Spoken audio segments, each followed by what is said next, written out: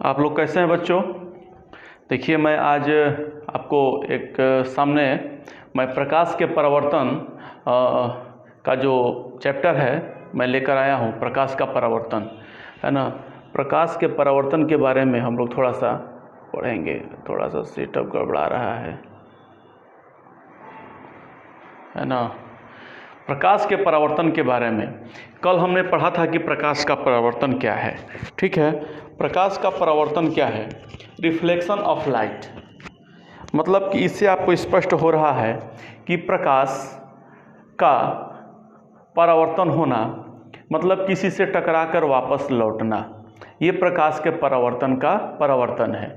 मतलब कि अगर इसको सरल भाषा में अगर हम लोग इसका प्रयोग करते हैं तो प्रकाश का परावर्तन हम लोग यूँ समझ सकते हैं कि जब प्रकाश की किरणें एक माध्यम से दूसरे माध्यम मतलब अपने जिस माध्यम से होकर जा रही है, जब दूसरे माध्यम में जब प्रवेश करती है, ठीक है, तो वहाँ से टकराकर पुनः वापस लौटना, उसका कुछ भाग या पूरा पुनः वापस लौटना, ये प्रकाश का परावर्तन कहलाएगा। ठीक है, प्रकाश का परावर्तन कहलाएगा। कुछ भाग, प्रकाश का कुछ भाग या पूरा कहिएगा तो पूरा टकराकर पुनः अपने माध्यम में एक विशेष कोण के द्वारा वापस लौटने की क्रिया को क्या कहेंगे हम लोग? प्रकाश का परावर्तन कहेंगे। ठीक है, प्रकाश के परावर्तन के दो नियम हैं बच्चों। प्रकाश के परावर्तन के दो नियम हैं। आप समझिए कि प्रकाश का परावर्तन क्या कहता है ना। आइए सबसे पहले हम लोग फिगर बनाते हैं और उसके हम लोग दोनों नियम को पढ़ते हैं। ये देखिए, ये कोई एक सरफेस हम मान लेते हैं, इसको चिकना कोई सरफेस है। ठीक है, कोई सरफेस हमने मान लिया, इसको सतह मान लिया। ये किरण आ रही है, आने के बाद एक विशेष कोण से टकराकर दूसरी दिशा में लौट जाती है। ठीक है, दूसरी दिशा में क्या होती है? लौट जाती है। और इसका ये क्या है? इसको लंब बोलते हैं, अभिलंब बोलते हैं।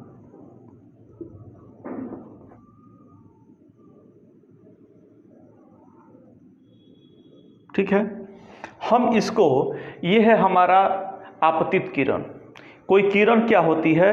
कोई किरण किसी सतह पर आती है, टकराकर फिर लौट जाती है ना।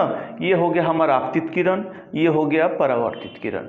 ठीक है, इसको हम लोग बोलेंगे बच्चों आपतित किरण। आपतित किरण। इसको बोलेंगे बच्चों क्या है? परावर्तित किरण। परावर्तित किरण। ठीक है, इसको हम लोग बोलेंगे अभिलंब।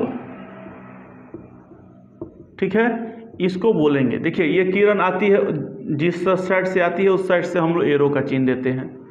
ये हमारा होता है अभिलंब। अब हम इसको नाम दे देते हैं। ठीक है, देखिए इसका नाम दे देते हैं हम लोग, कोई सरफेस है ABCOD, इसका नाम दे देते हैं ON। ये हमारा अभिलंब हो जाता है ON। ये हमारे हो जाते हैं आपतित किरण। ये सरफेस से टकराकर लौटती है किसी भी दिशा में विशेष कोण के द्वारा, तो ये हो जाता है परावर्तित किरण। ठीक है, और ये हमारा क्या हो जाता है? सतह हो जाता है। और ये हमारा अभिलंब, जो कि देखिए अब आपका नियम क्या कहता है? परावर्तन का नियम क्या कहता है? परावर्तन का नियम यह कहता है कि अगर कोई प्रकाश की किरण किसी सतह पे जब पड़ती है ना, तो आपतित किरणें और परावर्तित किरणें और ये जो अभिलंब का तीनों का पॉइंट क्या होगा? एक ही होगा, एक ही बिंदु पर होगा। ठीक है, पहला नियम क्या कहता है? आप अब देखिए, हाँ, अब होता है आपतित किरणें,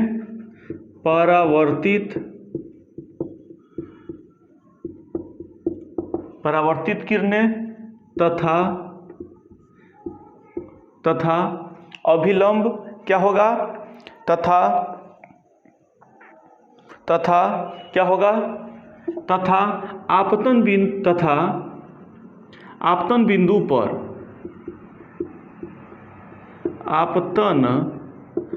बिंदु पर डाला गया डाला गया अभिलंब तीनों एक ही तल में होते हैं। ठीक है, आपतित किरणें, परावर्तित किरणें तथा आपतन बिंदु पर डाला गया अभिलंब तीनों क्या होता है, एक ही तल में होता है। तीनों का पॉइंट की तीनों का बिंदु क्या होता है, एक ही होता है। दूसरा नियम क्या कहता है बच्चों, दूसरा नियम कहता है, अब आइए दूसरे नियम को समझाने से पहले मैं आपको बताता हूं। देखिए, ये होता है आपतन कोण और ये होता है परावर्तन कोण। ठीक है, इसको बोलते हैं आई, इसको बोलते हैं आर। आई मतलब इंसिडेंट रे और आर मतलब रिफ्लेक्शन ऑफ लाइट है। ये परावर्तित, ये देखिए, ये रिफ्रैक्शन एंगल है, रिफ्रैक्शन एंगल, और ये है इंसिडेंट रे।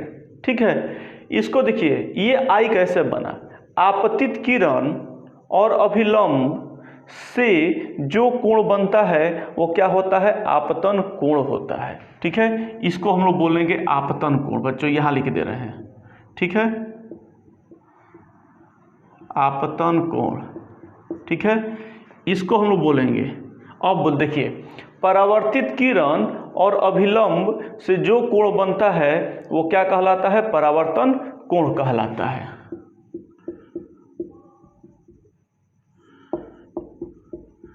क्या कहलाता है, परावर्तन कोण कहलाता है। ठीक है, फिर समझिए, आपतित किरण और अभिलंब से जो कोण बनता है, जो एंगल बनता है, उसे बोलते हैं आपतन कोण बोलते हैं।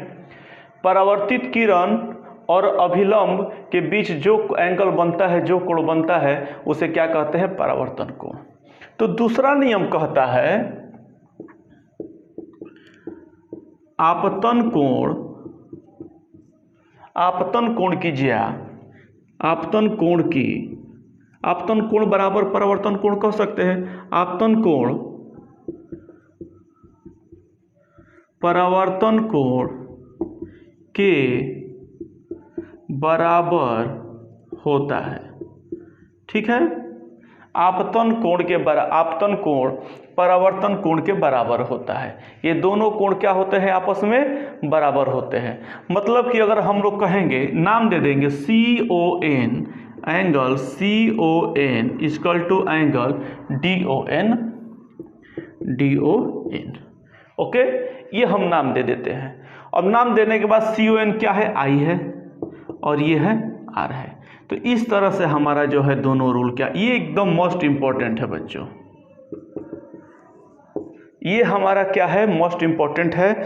ये क्या आता है, परावर्तन के नियम पूछता है, परावर्तन क्या है, और परावर्तन के नियम के बारे में पूछता है कि परावर्तन क्या है, परावर्तन का नियम। ठीक है, यहाँ पर है कि परावर्तन के कितने नियम है, तो परावर्तन के 2।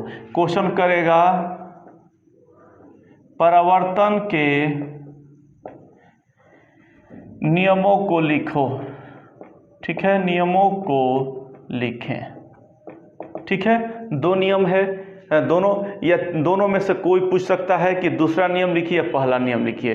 तो हम लोग इस तरह से जो है परावर्तन के नियम के को हम लोग लिख सकते हैं, समझ सकते हैं। ठीक है,